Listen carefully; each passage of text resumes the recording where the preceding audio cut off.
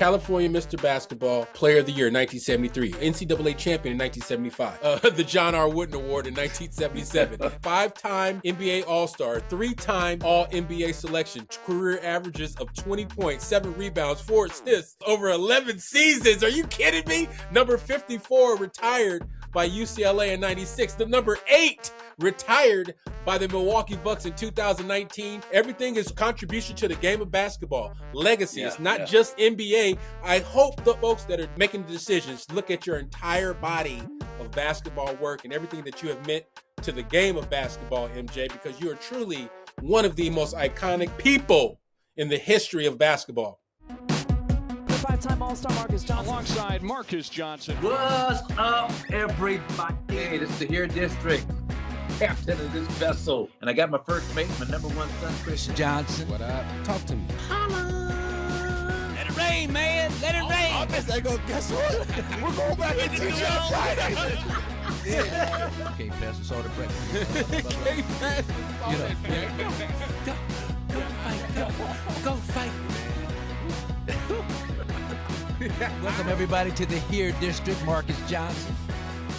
You're listening to a Bucks Plus audio production on the Bucks Plus Network. Your weekly pulse on the Milwaukee Bucks, straight from a Bucks legend. This is Here District with Marques Johnson, alongside his son and 1995 NCAA champion, Kris. Here's MJ. All right, welcome, everybody, to the Fantastic Voyage on the Here District. Marques Johnson, Kris Johnson. What's up, Kris? What's up, MJ?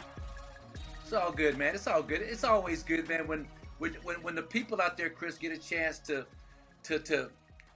look at the only father and son duo in the history of college basketball, Kris, to win a national championship at the same school, UCLA. You know, it's always special, always a little special something. And today it's a little special something show. I mean, we got the Michael Scotto interview coming up that Kris did, so that's going to be outstanding. But first, man, we're going to talk a little bit about my favorite subject, Kris, me. I'm just being silly. No, we're going to talk about something that happened to me, man. I'm at the Crenshaw Grant playoff game, right? My best friend, Ed Waters, son of Maxine Waters, head coach at Crenshaw's, been wanted to come out and support the school. I get to the gym, Kris, and you know, Nike, I don't know if you knew this, Kris, Nike's done a total remake of the gym. Floor is different. Banners are down. Banners are down, Kris. These Nike YBL banners are up. They've got a whole promotion going on, Crenshaw High School, where names are made. So I'm sitting there taking this all in. I'm asking one of the ladies about the banner. She's responsible. She's telling me they're going back up, the Hall of Fame jersey retirement thing for Crenshaw. For me, it's going back up. For you, going back up. Anyway, and when I'm sitting there watching the game, Kris, across my phone scrolls like Hall of Fame message or whatever, Hall of Fame, whatever, however it reads. Right. So I'm like, all right, let me open this up. Open it up, and I see all the finalists, Doc Rivers, a bunch of other great Candace Parker, some great names. I scroll down to the very bottom of the list. Could have missed it if you weren't really looking for it. The very bottom, it says Veteran Committee finalist, Marques Johnson, right? Oh, awesome. And so, and so just the whole synergy of being at Crenshaw that means so much to both of us. We both had so much success. Kind of finding out right then and there, the Nike promotion where Crenshaw, where names are made. To find that out, man, was in that moment was really special. Just to find something like that out at that moment. So now, wait, did you not think you were going to be nominated again, or was this come as a complete surprise to you, MJ? Well, I knew I was nominated, Kris, but the finalist part. I mean, the finalist part. I mean, they had some other finalists, Veterans Committee, Larry Keenan. I forget some of the names that were on the list. Now, and so let me say this too. I mean, I've been a 3-time finalist, Kris. You know that as well as anybody. I've been a 3-time finalist, never made the cut, and so you know you can never take anything for granted when it comes to these Hall of Fame people in terms of what they're thinking, the voters, how they're going to go, which direction they're going to go. We've had extensive conversations about that on this very show. Had some great opinions from different people about that. So you never know. You never know. I guess I was okay. My career was okay, right? Yeah, I mean, I thought, but I don't know. You kind of felt weird about the Veterans Committee part. Do you feel weird about that, or is that have you reconciled that since we talked about it? Well, I'll tell you. I mean, here's the deal, and so I've got a pretty serious health challenge that I'll divulge on down the line once I get more information. I got a lot of stuff going on right now, and I've been a finalist 3 times. The first time when your grandmother, my mother, was alive, was the time that I really wanted to make it just so that she could experience going back to Springfield and seeing her son, getting, that's what second time, disappointed. I was walking in an airport with Walter Mosley, who, the author. We were on the same flight, Chris, from Brooklyn, from LaGuardia to LA.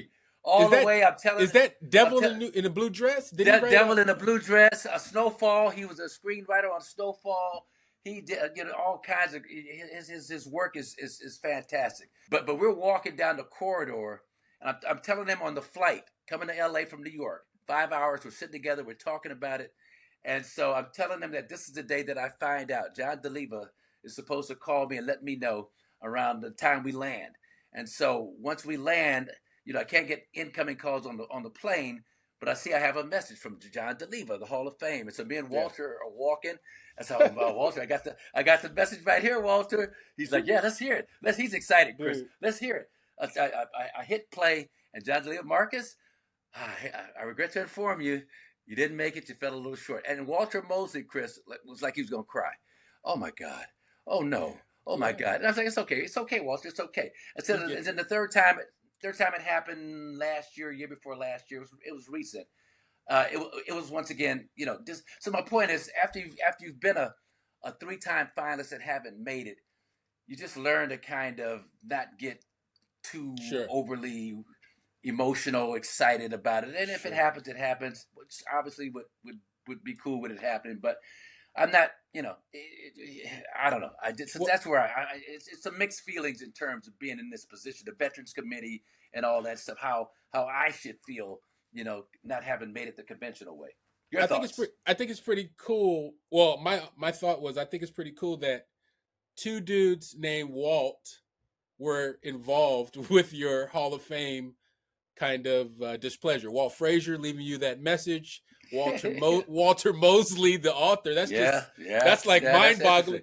That's mind-boggling in itself. But the way I feel about it, MJ, hey, Veterans Committee, that's live. However you can get in. There's all, because I looked at the list, and everybody that's on the list has some sort of committee that they're trying to get into the Hall of Fame in. So the international guys got the international. There's contributors. So they've kind of, in the Naismith Hall of Fame, really separated and organized things into these sort of committees, this list of people to help guys that I feel like they're doing it to help guys that really deserve to get in. I feel like they're doing it to help you guys get in. Yeah, and I mean, one of the things that I kind of glom on to is that, my career. So it's not the NBA Hall of Fame. So let's get that out there. A lot of people have this misconception because they've got international players that never did anything in the NBA. They've got women ballers who never did, anything on a professional level. Some college, I think Bevo Francis might be in the Hall of Fame, and he was a great high school scorer or something like that.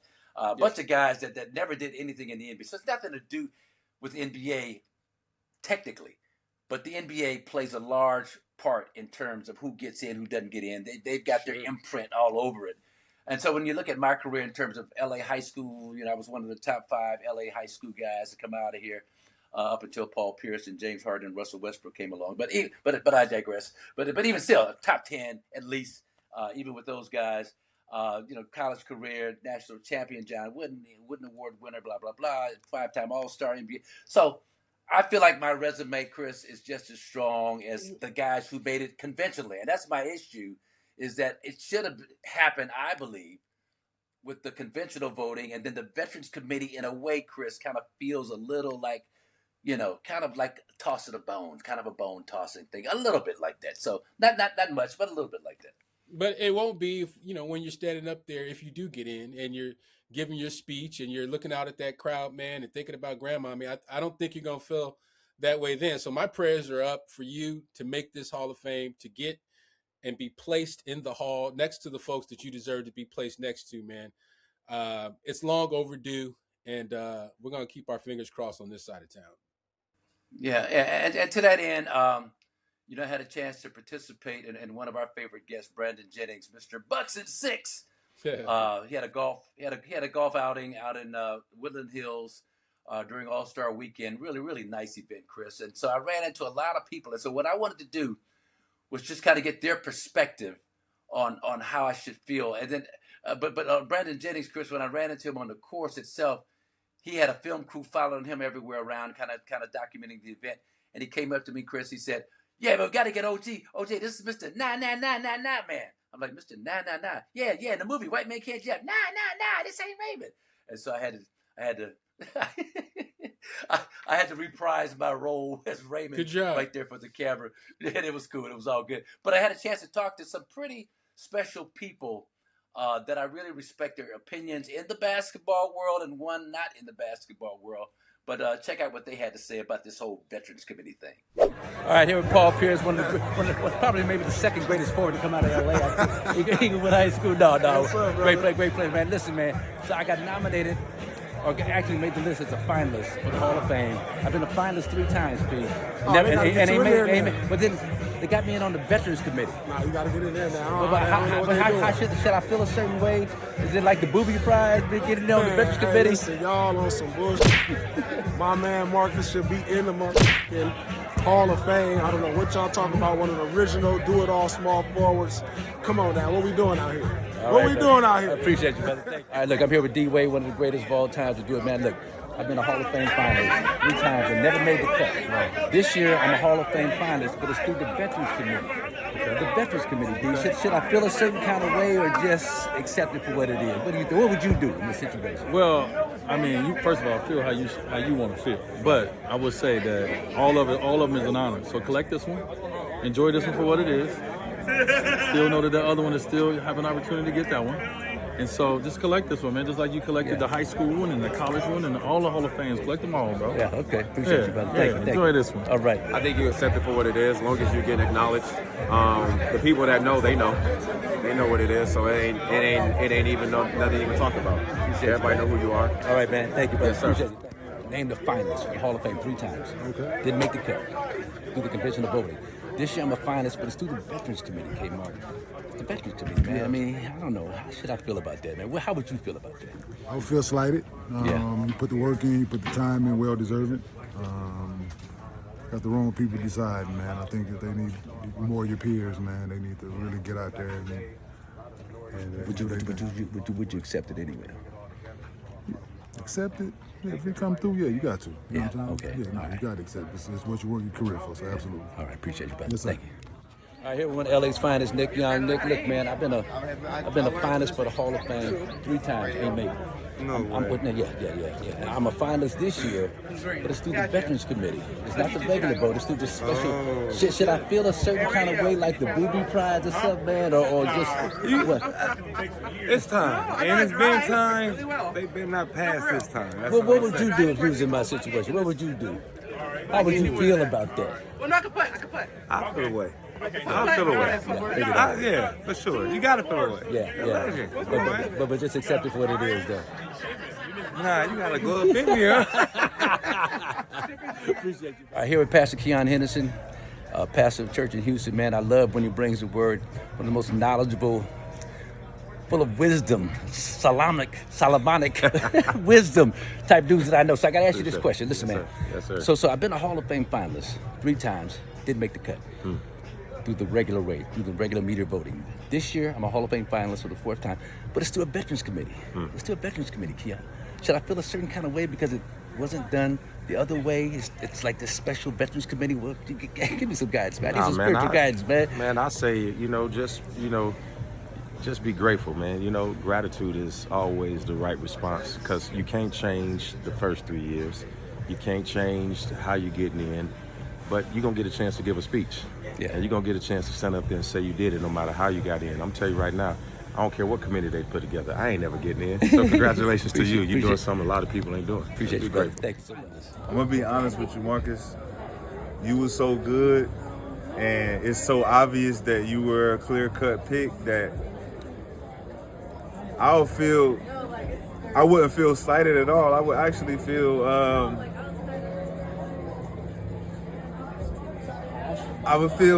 more honored, because it's not that it's the veteran thing, it's that they trying to figure out how to Barry Bond you. And Barry's the greatest, man. You were the first. So for me, it's not a slight in the least bit, because they're just trying to nitpick at trying to keep real greatness out of the situation. And you one of the, not only your numbers speak volumes, but your integrity, your personality, the collegiate career, everything lines up. So I know it seems like it should be that way, but I wouldn't.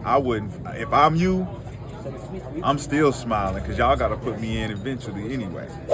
Yeah, so, I mean, D. Wade, I thought some really, really salient words. Paul Pierce was a little demonstrative about in his reaction. And then the one guy, Pastor Keon Henderson, I really respect him in terms of being a spiritual leader. He talked about gratitude and those kinds of things. And, Kenyon Martin and Rashad McCants. I mean, I really appreciate those guys, man, for Nick Young, for just the input that they gave in this situation. Yeah, for sure, man. I mean, I want to read off your accolades. California Mr. Basketball, LA City 4A Division I Player of the Year 1973, NCAA Champion in 1975, the first winner of the inaugural. Well, that means it's the first. The John R. Wooden Award in 1977, drafted third overall by the Bucks in 77, a 5-time NBA All-Star, 3-time All-NBA selection, career averages of 20 points, 7 rebounds, 4 assists, 1.5 steals over 11 seasons. Are you kidding me? Number 54 retired by UCLA in 96. The number 8 retired by the Milwaukee Bucks in 2019. Inducted into the College Basketball Hall of Fame in 2013, into the California Sports Hall of Fame in 2019, and into the Wisconsin Hall of Fame in 2019 as well. And that's not it. You're also part of, as we mentioned every day of this show, the only father and son to win a national championship at the same school. Since we're talking about everything is contribution to the game of basketball, legacy. It's not just NBA. I hope the folks that are doing the making the decisions look at your entire body of basketball work and everything that you have meant to the game of basketball, MJ, because you are truly one of the most iconic people in the history of basketball. So here's my quandary. A couple of things. Number one, you mentioned California State Player of the Year. Is that on there? California Mr. Basketball. Okay. See, that's bogus. That's some bullcrap. See, and this is what I don't like. I don't like revisionist history, because with my senior year, I wasn't selected for the precursor to the McDonald's game. The Dapper Dan game was put on by Sonny Vaccaro in Pittsburgh. Gavin Smith, my buddy. The late Gavin Smith went from Van Nuys. He was selected as the best player from the Los Angeles area to represent the area in the Dapper Dan. Clifton Pondexter, Chris, was the best player in California out of San Joaquin Memorial High School in 1973. It wasn't him. Yeah, I mean, I was up there, trust me. But goddamn, Clifton Pondexter, Chris, I'm telling you, he was a beast. He was a man child. So it's a revision. They go back and almost see who had the better NBA career, post high school, college and pro career. Yeah. And so now how can you not put me as the California State Player of the Year, and I'm College Player of the Year in 4 years. I'm 5-time All-Star, first team All-Pro my second year. So I mean, and I'm not mad at them, but I understand what they're doing. But it looks better to have my name there as opposed to Gavin Smith as the State Player of the Year in 1973, or Clifton Pondexter. But those of us, I'm talking from a true baller perspective, those of us that know game and that were there at that time, you kind of understand what was going on, but it's okay. It's okay. You do, but MJ, but that's how the game of basketball works. There's a lot of revisionist history and erasure that goes on. There's guys that made indelible marks upon the imprint, fabric of the game that don't get talked about. Guys that put it down, guys that were, legends in their own right. But, the guy that made it the furthest, obviously, is going to be fresh on fans' minds and the basketball public's mind. So that's why they always go back and revise history. But that's what they do. But it's a face-saving. It's a face-saving exercise. It's like, okay, we don't want to look silly by having these other guys that never made it to the league. Yeah, our state player of the year. When everybody, what up, Marques Johnson? I wish they would have did that. I wish they would go back and revise some history from my '94 year when I didn't make the McDonald's game, and Jelani Gardner and Ricky Price made the McDonald's game because I had better college and professional careers than both of those guys. So exactly. I wish they would go back and give me some love for Mr. Basketball, but it's too late. some retroactive love. We all into retroactive. Come on, bring it on. we into the retro. But again, there's a level of that's it's disingenuous to me. Well, when you're a true hooper, but MJ, you're a true hooper, so you're not. You didn't raise me. You didn't raise none of us to really accept like getting things that we didn't deserve. Like you were never on that. Believe it or not, I know people can have a perception of me being raised with a silver spoon and being the son of an NBA player, but I want to let everyone know that's not how things were. We had to earn. We had to work for it. We wasn't just trying to take it because you MJ's son. No. I have to earn this spot at Crenshaw. I have to earn my spot at UCLA. I have to do all this stuff. You know what I'm saying? Well, to that end. So to underscore your point. So whenever people say, "Oh, Marques Johnson led the Bruins to the 1975 national championship," no, I didn't. Richard Washington led the Bruins. He averaged 28 a game in the Final Four against Kentucky and Louisville, 28 each game. Dave Myers was the first-team All-American. He was our senior captain, our leader, averaged 21 a game. I had a good year. Averaged, 11 my sophomore year after being sick with hepatitis. Now, if I'd have been healthy, I might have been the dude. But I came in, I was sick, missed the first couple of games, probably should have redshirted. Sure. But my parents really wanted me to play. I really wanted to play. And as it turned out, it was Coach Wooden's final season. So, God had his hands in all of that, Chris, and everything worked out just how it's supposed to be. But my point is, don't say that I was the guy that led the Bruins to a national championship, because I wasn't. I got us to the Final Four. I had 35 and 12 against Arizona State in the Western Regional Finals, Western Regional MVP. I got us to the Final Four, and then those other two guys took it from there and did the rest. Now, the other quick point, Chris, the Veterans Committee. And this is the part that is just really interesting to me.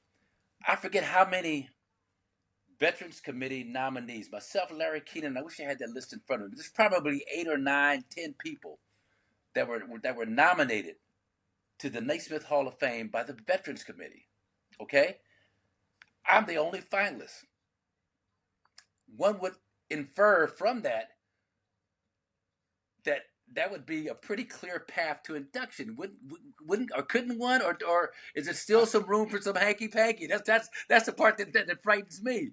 Well, as I said at the beginning, they're finding a way and an avenue to get you up in the Hall of Fame, because when you leave it to the people that vote, it's obvious. Maybe the Hall of Fame was like, hey, this is not fair. I don't know what they thought. But there was a reason they moved you over into the Veterans Committee after 3 straight finals and not making. And now you're going on your final couple of times or whatever that you could be nominated or whatever. So I think it's more powers at work, MJ, that are really pulling the right strings to try to get you in. To your point, so I'm driving on the 405, listening to NBA radio, and Dr. J is being interviewed about this new documentary, Soul Power, about the ABA. Soul Power. About the ABA. So, and Doc is talking about how he is on the board of governors for the Hall of Fame, and how they're looking to get more ABA guys who went overlooked into the Hall of Fame. And it kind of dawned on me, this is after I found out that I'm a Veterans Committee finalist, that Doc probably, because the way I served Doc back when we hooked up, I know Doc is like, hey, Marques, certainly Marques belongs. Hey, Marques belongs to the Hall of Fame. Yep. So. Hey, but the funniest part about your Dr. J is that I remember growing up, you used to tell me these things, right? About how you used to bust Dr. J's behind and how you used to give him the blues, but I never believed it until one morning or one day, I found your stash. I found your stash of beta tapes of all your NBA games, and I'm sitting here watching playoffs, in the 80s, you and Doc. And I couldn't believe it was you.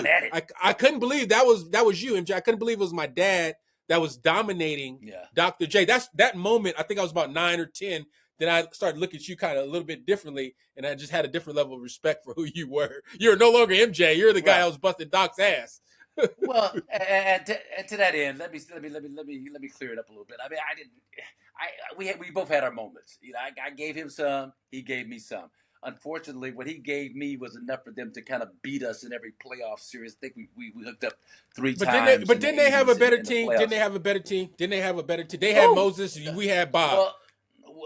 Right? Well, the year 1983, when we swept the Celtics and the great Larry Bird, that team, 4-0. I had 33 and 14 in the closeout game at the Mecca in Milwaukee.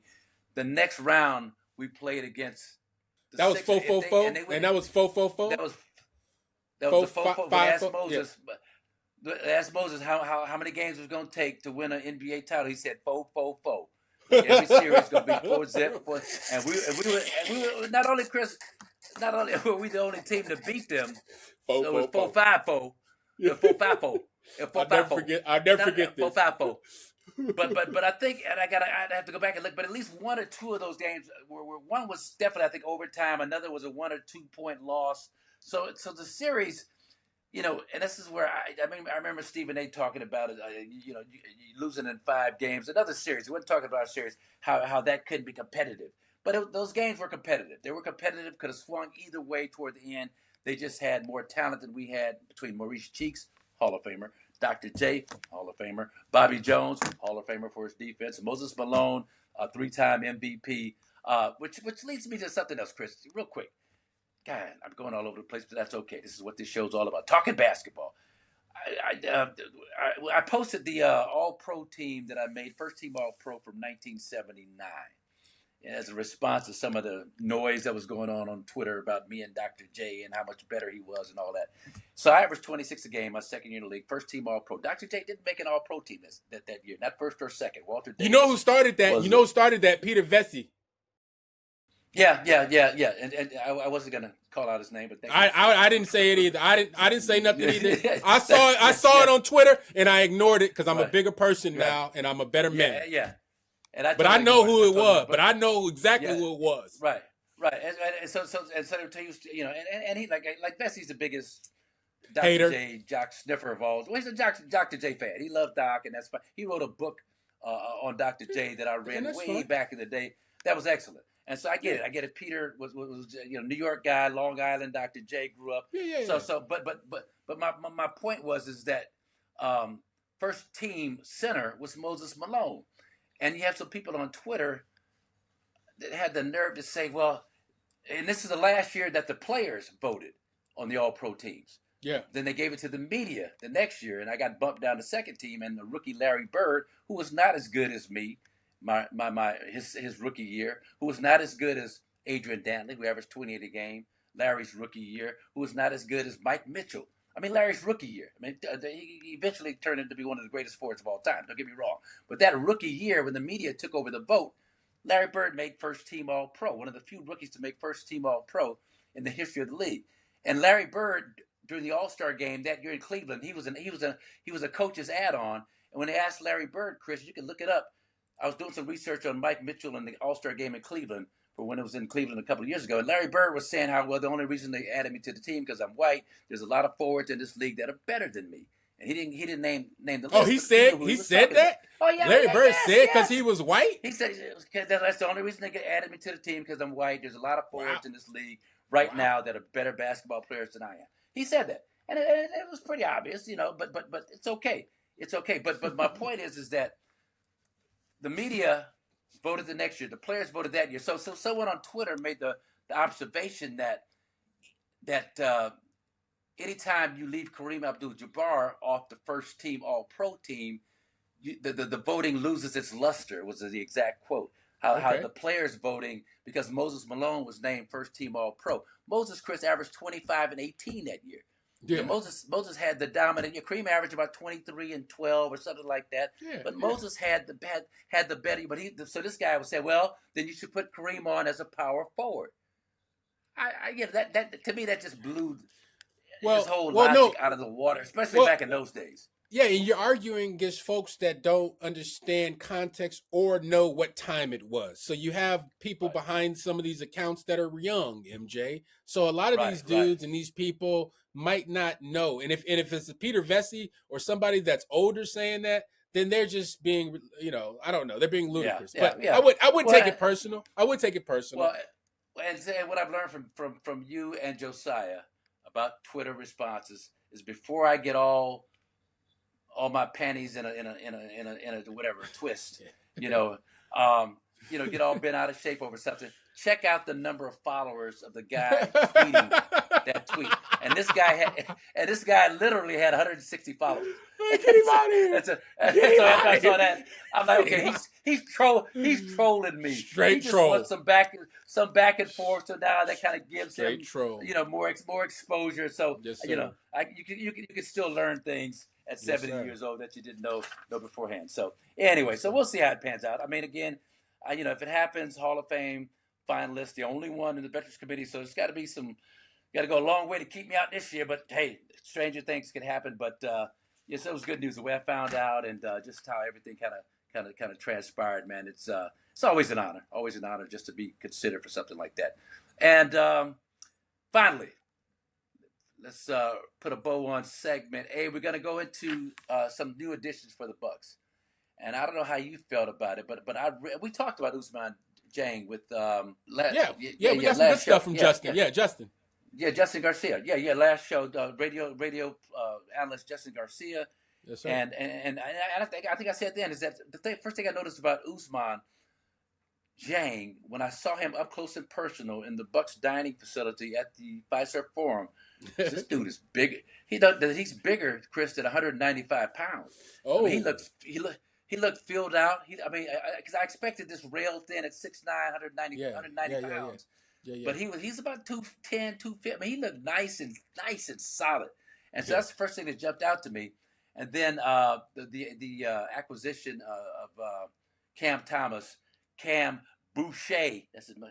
Boucher. I'm trying to figure out how I'm going to use that in the broadcast.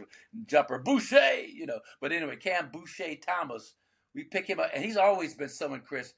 He had a couple of years, about 3 years ago, averaged 21, 22 a game 1 year, 24 a game the next year. I mean, you dropping 22 and 24 in the NBA. It's minimal games played that 1 year because of some injuries with his hamstring. But still, this dude, like they've been saying on the broadcast, Chris, he's a real bucket getter. So I was really, really excited when we picked him up because I knew what I was getting. With Ousmane Dieng, I didn't really know. So with that in mind, let's go into about that action and take a look at these two new acquisitions, what the Bucks have on the roster right now, in Ousmane Dieng and Cam Boucher Thomas. Boucher! Hey, Boucher is you ever seen Waterboy with Bobby Boucher, Adam Sandler? Bobby, yeah. I don't know if you can find something. I don't know if you can rewatch that and maybe find something because his name is Bobby Boucher. So I don't know. Boucher. Yeah. I don't know. Booyah, Boucher. But he had the Louisiana. He had the Louisiana accent too. Adam Sandler when he does. That Cajun. That Cajun. Yeah, for sure. All right. Well, let's take a look at some of these clips, man, of the Bucks' newest additions. Ousmane on the Loosman and Cam Boucher Thomas. Ousmane on the Loosman, Dieng and Cam Boucher Thomas. That's sick. Ousmane on the Loosman. That's sick. Oh, all right. Okay, that's Cam. Nice job with the feed. Here's Cam again. You see Javon Carter going underneath. Great job on the slip by Pete Nance here. More than the scorer. No, that's great vision, man. Great pass over the top. Here's Cam right now. Again, a little ISO. A little tween action, step back. Nice leg. Got those great legs, man. That great lift on the jump shot. Bro, but you see that when you have true youth, 24, with a dude with a real life bag, like Cam Thomas has a real life NBA bag, a proven bag, a 20+ point a game bag. Yeah. I don't think the Bucks had a guy like that. It's Giannis, and that's it. That's your only proven bag. I can get you a dub in the league type guy. This guy, if he can keep this up, MJ, like the trajectory of the Bucks changes. Yeah, and one of your brothers made the observation, I don't know if it was Josiah or Josh, that Cam Thomas's bag, his skill package, may be even more compatible with Giannis than Dame Lillard. Yeah. I don't know what you think about that. I mean, Dame's a 25, 26 a game. Well, it's like, too. Because I hate to interrupt you, but it's like Cam Thomas has Dame's like skill package without the slow poke walk up that Dame used to do. So Cam plays at like a different pace. He plays like Dame, but in half court spurts, but in like, in moments and in actions that, sort of don't take away from the rhythm or the flow because you're in the half court. No, I'm just saying. And you know what time it is. We've talked about this. Well, that's my point. We always talk about how Dame is kind of slowing things down. Slow poke. Slow poke. And I love Dame. We love Dame. And we love Dame. Shooting contest this weekend and all that. All best wishes to him. And that's the point about him being more compatible with Giannis, because he's a guy, Cam Boucher Thomas. And the other thing I love about him, Chris, is I should talk to you about this, and everybody, all your brothers too, in terms of skill development, being able to operate effectively and efficiently in a small compartment. Being able to get that shot off, man, in like a small time. Look at this. Look at the little box where he's operating across, between, step back, boom. He don't go too really far. Really efficient with it.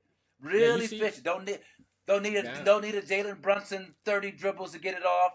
Right there, by 5-6 dribbles, give and go, layup. Let's count them. 1, 2, 3, 4, 5, 6. Give it up. Bang. Nice. And 6 dribbles. But quick. Like I say, that's a lot back in my day, but in today's game, that's a minimum amount of dribbles in terms of getting your game off. So, and it's just two veterans, Gary Harris and Cam Thomas, kind of reading off each other. Get the big Wagner out of position, and he's like, "Where's my help? Where's my help?" Well, don't overcommit. And then I love this. Like, there's a step, there's a pivot, there's a fade. Yes. Cut off, pivot, fade, and he's going against a bigger defender. Who is that guarding him? That's Silva. De Silva's about 6'8".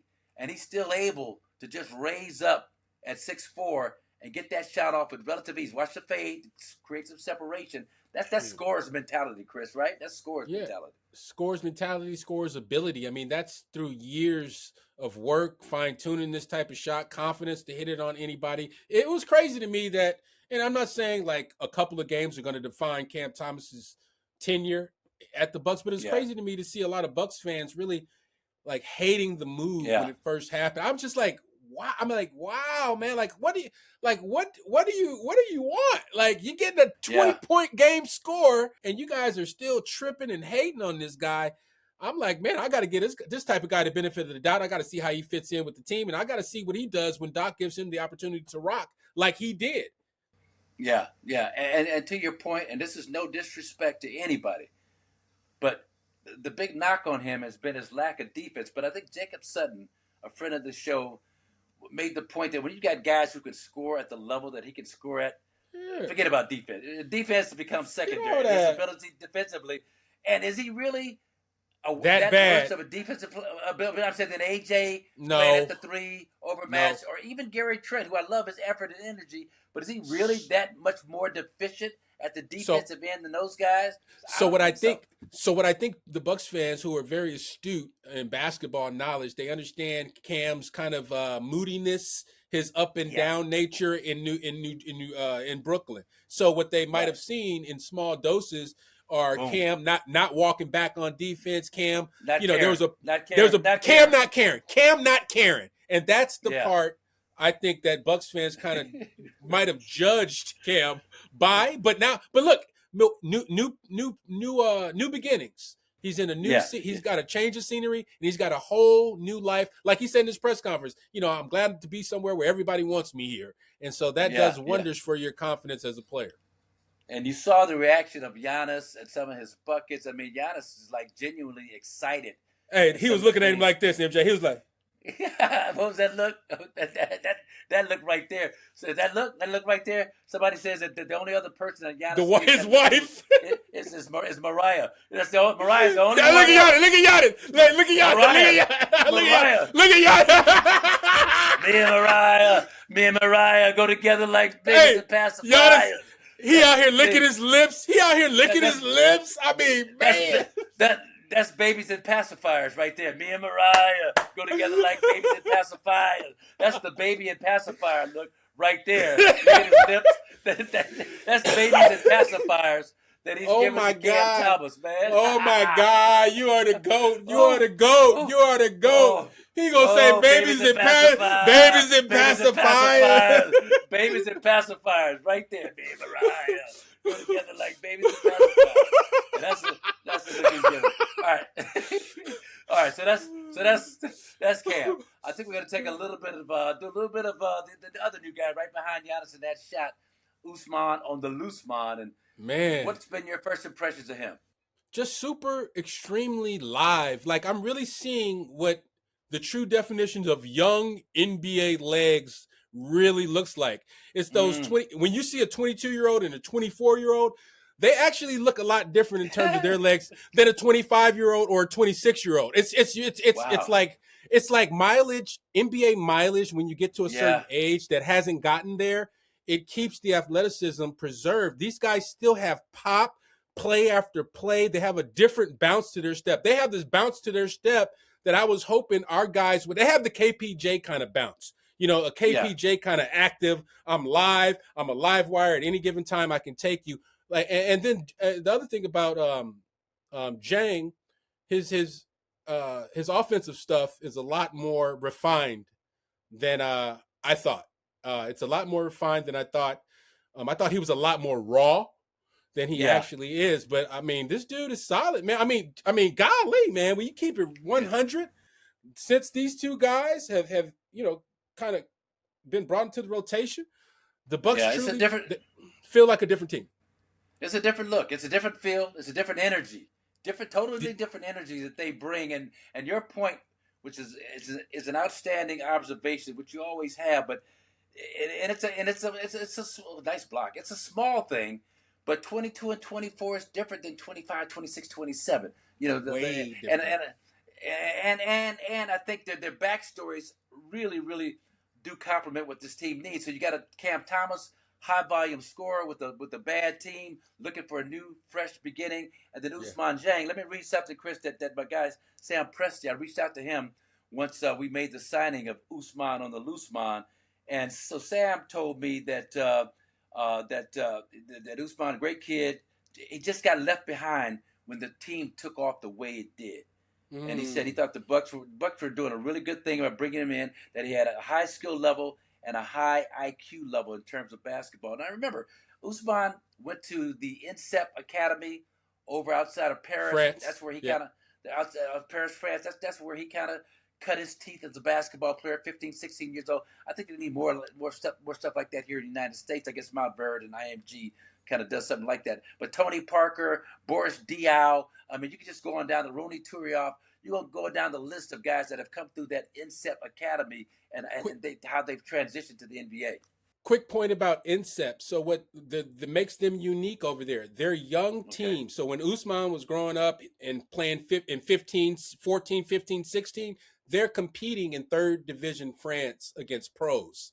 So that's how the INSEP typically gets ahead up on everyone else, because they have their young people playing in the third division league. You know, that's the competition. So they're, trial by fire. They're going against older cats, stronger cats, and iron sharpens iron. But you see Ousmane, he's coming in. I mean, and the other thing I like too about both of these guys is that they have the right kind of attitude when they're coming in. They're trying to play winning basketball. Both of them feel like winners. Although Cam came from a losing situation, I feel like he's bringing a winning attitude, a winning mentality, winning body language. Same with Ousmane, with all of his championship experience, being part of that culture in Oklahoma City. Yeah. I love both of these deals, both of these players, both of these additions to the Bucks roster. Yeah, that pass right there to Jericho, I mean, going left, passing back across his body with the right hand is a thing of beauty. Unique. And to your point, even though Ousmane didn't get the kind of burn that he wanted to get, the kind of tick, as our old buddy Dora Stevenson used to say, but just being around SGA, Chet Holmgren, Jalen Williams, and J-Dub and J. Will, the two Jalen Williams brothers, Jalen Williams players, just being around that crew, man. You case in practice models. I mean, too. Practice too. And one-on-ones. Guarding. Alex Caruso, and having to score, learning, having to go against a freaking Lugat's Dort in practice. Matched up in practice against Lugat's Dort. All practice long with bulky. Lugat's Dort, bro. Strong Dort going against you, talking trash. Dort, every day. Dort bringing the hammer, bro. And he bringing the hammer, Caruso bringing the nail. They just all give you every day. And you can see the sense of liberation. Vive la France! Vive la France! Vive la France! Vive la France! Les Bleus! Sacre les Bleus! Sacre les Bleus! Vive la France! I am free! Free at last! Free at last! Thank God Almighty! I am free at last! See, that's his mindset right there. Vive la France! Sacre les Bleus! Thank God Almighty! I am free! I am free! I am free! I smell the wind! I see the birds! I see the birds! I am free! I smell the wind! The wind is so beautiful! So it's all good, man. But listen, man, I'm being silly right now. It's really devolving into a complete mode of silliness. So before it gets completely out of hand, man, we're gonna shift gears, man. We're gonna cut to your interview after this break. You and Michael Scotto, great interview that you did with him, man. And man, I'm feeling pretty good about where this team is right now. So we'll see what happens. All right, here in District, Marques Johnson, Kris Johnson, back at you with Michael Scotto. Join us on the fantastic voyage by following @BucksPlusAudio across social media and subscribing on Apple, Spotify, or wherever you get your podcasts. And if you're watching us on the Bucks official YouTube channel, don't forget to drop a like and leave a comment on the episode. Welcome back to His District. Today's guest on the show is a senior NBA insider for Hoops Hype. He used to be at The Athletic, the Associated Press, and some other places now. He's one of the most tapped in guys on the East Coast as far as this NBA thing is going on. Let's welcome in Michael Scotto to Here District. How you doing, Mike? Hey, what's going on? Happy to join the program. Man, thanks for joining us. I kind of wanted to get your background and find a little bit out about you. How did you break into this business? Where did you start? What was like your original inspiration for getting into the media side of the NBA? Sure. So I've been doing this for 15 years. And when I first got a credential, I started with Real GM. And I remember talking to Adrian Wojnarowski, and Woj always would tell me that information is currency in the NBA, and also that you're going to find a lot of stuff out through genuine relationships. And thankfully, over time, I felt like I was able to do that through these 15 years.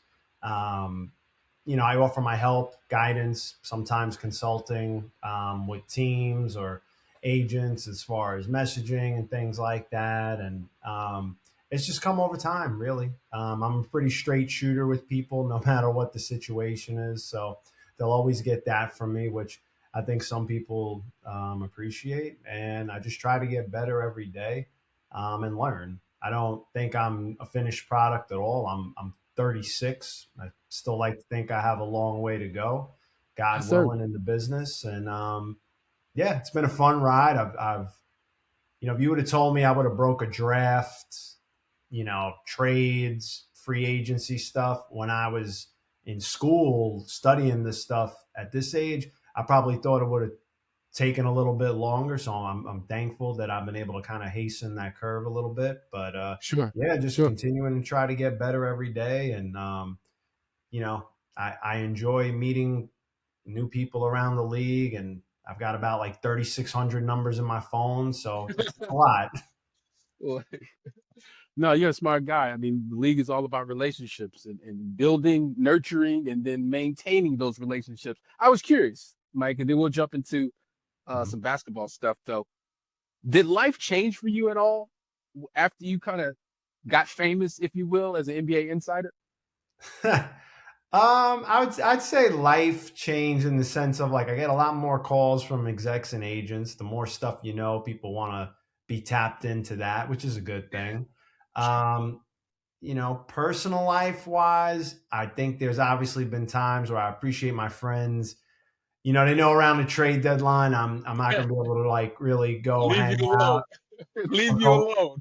Yeah. Or like my free agency, it's like, hey, if we want to go out, like, late August, or like in August or late July, yeah, but like, I don't know, the middle of May through middle of July, probably not a good time. The January till early February, probably not a good time. And late in December, got the holidays and stuff, and I got the G League showcase. So usually busy, but good. I still keep in touch with everybody, a lot of my college friends and things like that. Those are my brothers. You know, we keep each other level-headed. And you do need I'd say one thing to anybody that's in this space. I don't care if you're an agent. I don't care if you're an executive or someone like me that's a reporter. You got to try to find a balance. And I think I've tried to do a better job of that. Obviously, like there are certain times where there is none, like the week of the trade deadline or before then a little bit. But I like to think I've tried to find a balance as best I can. And I would implore anybody, especially younger people that are trying to do it, the same thing, to find that balance. It's important. Yeah, when you're young, Michael, you know, you don't realize how much the balance matters until you get older, right? I'm old now. I used to be a young boy, a young guy. I never even thought about balance. I was all go hard all the time. You get to 50 and above, then you start realizing how much that balance matters. But look, let's flip reels. Let's switch reels to this Cam Thomas situation. Yeah. Can you take us through kind of behind the scenes of how things sort of, I guess, unraveled in Brooklyn with Cam? You know, what did his restricted free agent market actually really look like last summer? And how did that look basically affect the Nets' decision to cut ties with him? Well, I think the writing was on the wall for the end of the Cam Thomas era in Brooklyn when they drafted the Flatbush Five. I'm referring to the 5 rookies they selected, and 4 of those players were pretty much guards. So it was pretty clear that they were going in a different direction. They were looking for more ball movement as opposed to isolation scoring. And as far as the restricted free agency talks for Cam Thomas, look, at the end of the day, Brooklyn essentially offered him a 1+1, which is a guaranteed deal for this season and what would have been a team option next year. He would have got a little bit more money. You know, I think with incentive clauses, it would have came to around $11 million per year, but he would have not had a no trade clause. And I think Cam saw the writing on the wall that, you know, his time in Brooklyn was going to come to an end and wanted to have control over that. Towards the deadline, Cleveland had been in touch and the Milwaukee Bucks about trying to acquire Cam Thomas. So Cleveland would have involved Lonzo Ball and a second-round pick, but then they pivoted elsewhere, giving up multiple second-round picks, but not really taking any money back, which was important for them. For Milwaukee, you know, it didn't seem to get as close as maybe Cleveland in comparison. But once Cam was going to be waived, I figured they would be at the top of the list, and I kind of hinted at that in my tweets. And sure enough, he ended up going there, and he fills a big need for them as a scorer. So he's going to get a prominent role with this team now, with Giannis out, and probably looking ahead too. Yeah, for sure. John Horst, Bucks GM, the way he's talked about Cam, his comments early on to make you feel like he definitely foresees a future for the young man in Milwaukee.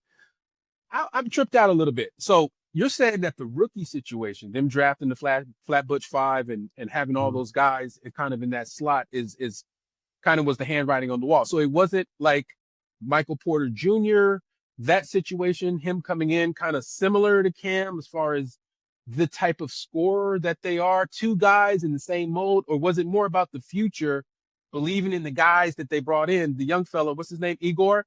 I know Igor had a lot of upside. Yeah, Igor had a lot of upside, so he needed some reps and needed to be kind of, you know, built out a little bit. Yeah. Talk to me, Mike. Talk to me about that. It's a mixture of that. I mean, look, Michael Porter Jr. and Cam Thomas are both great scorers. Together on the floor, it really wasn't fitting at the start of the year. And then Brooklyn essentially realized they had to split those 2 guys up. In terms, you know, Cam was coming off the bench once he returned from his injuries. And so, you know, I think at that point, again, they knew that the guys they drafted they wanted to focus on. Now you see Nolan Traore getting a lot of minutes at point guard, Drake Powell at the 2, Jaeger Joman is getting minutes at the 3 as well. And it's geared towards them growing and developing. They're in a full rebuild, and it was just time for a parting of ways. I think that was best for both sides. I know Cam Thomas is a talented player, and I know at times, he's had a lot to deal with in Brooklyn and had some frustrations on his own as well. He's had a lot of different coaches over his time in Brooklyn, and I think he's honestly looking for some stability. Yeah. What type of culture fit is he? The Bucks are looking for guys that can not only fit on the court, but that are a seamless fit within the Milwaukee Bucks culture. How's this fit, do you think, in Milwaukee? I know there was kind of not tumultuous in Brooklyn. I won't say go that far, but there was some drama out there with Jordy Fernandez, and there was some kind of, some stuff out there going on. So I'm just trying to figure out for our Bucks fans, how is he going to fit culture-wise in Milwaukee? Well, I would say for Cam, he's a quiet personality, but a killer on the court. Like, very soft-spoken guy, a man of few words, but direct, and kind of like the way he plays. He's in attack mode, trying to get to his spots. He's got a lethal step back shot from 3, and he can get to the rim. In terms of the Bucks, I thought it was interesting when Doc Rivers compared him with Lou Williams and Jamal Crawford. Anytime I've talked with NBA executives around the league that have scouted Cam Thomas or have had interest in him, those are the guys that they compare him to as an elite microwave type of scoring punch off the bench on a good team. Obviously, in Brooklyn, there were times where he was starting, the team wasn't good. But if you're looking at Cam Thomas on what would be potentially a playoff team, a team that's trying to compete for a championship, a lot of people always thought his best asset would be an elite 6-man scorer off the bench, because we know that that's his superpower, and Jordy Fernandez used to call it that. So I think for Cam, looking ahead, he needs a couple of things to thrive in Milwaukee. Number one, he needs health. His hamstring injuries were a big issue in Brooklyn, and hopefully he can overcome that in Milwaukee. And also his mindset. Like, Doc compared him to those guys coming off the bench. Cam, I think there is a part of him that has been a little resistant to that, and he wants to be more of a focal point and a featured guy. So it's going to be interesting to see how he meshes in that regard with the Bucks, and hopefully and eventually, if Giannis comes back as well, sharing the court with a star in that light. Now, he's talked about taking some pressure off of Giannis and the scoring load, which he can certainly do because defense is key on him a lot. I think it'd be interesting to see him play with Giannis, who's a willing passer and a guy that draws a lot of gravity as well when he drives to the lane. On paper, it could be beneficial for the both of them. So hopefully Giannis can get back onto the court for Milwaukee in due time and could see what it looks like. I think it's really interesting that the Bucks now have 3 guys that are like uber talented guys, right? Kevin Porter Jr., Cam Thomas, Kyle Kuzma. Mm-hmm. If you harness their talent the right way, they could be extremely effective, but it could also go the other way.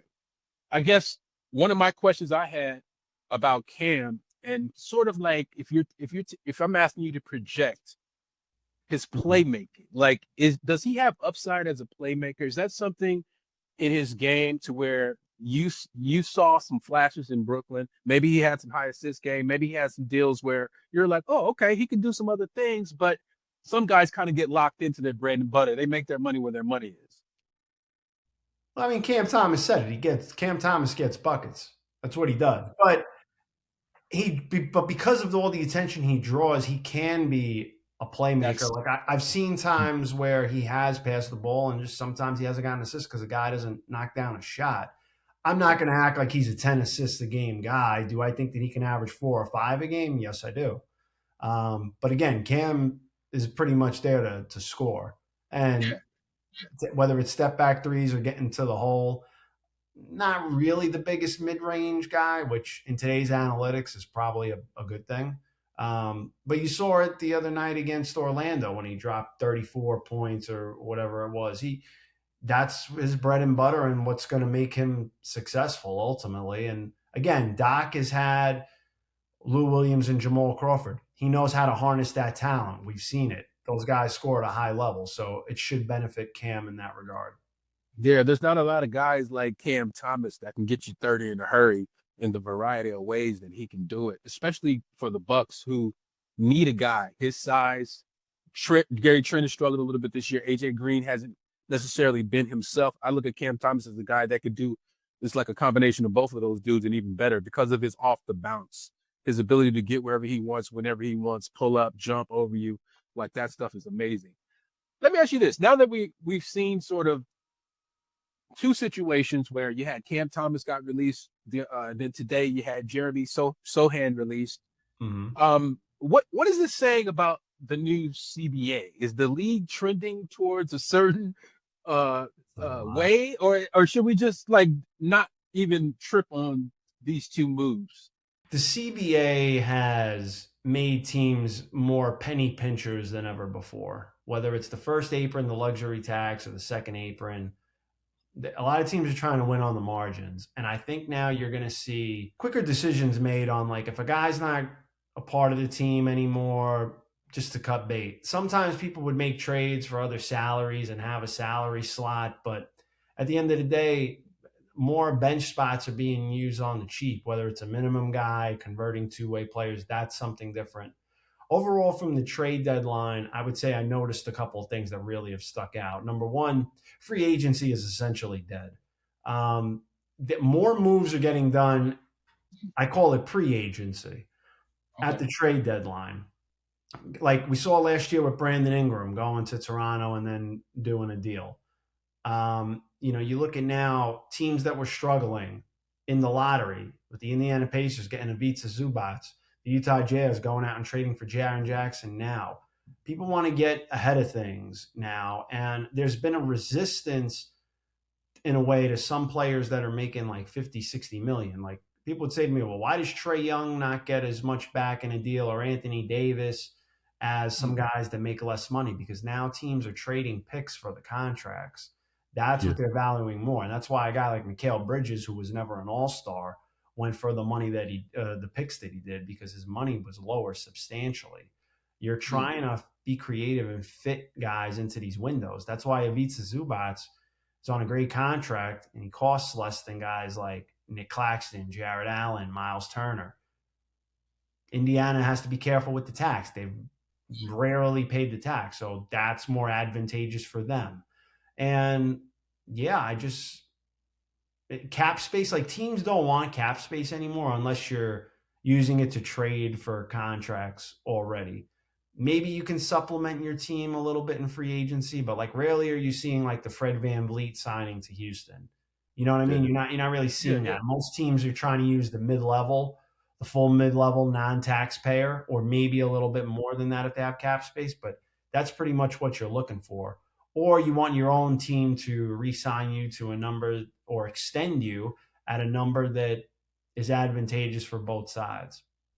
And so that's the scenario that you envision Cam to be in at the end of this year. If the Bucks play him, feature him, and he continues to produce, you think that they're going to work something out to stay, or does Cam want to get paid and hit the open market again in the summer? Well, look, I mean, time is going to tell, but they should have it depends where their books are going to be by the end of the year. But I think certainly he's got to look to try to get himself into the non-taxpayer mid-level exception if he can, ideally.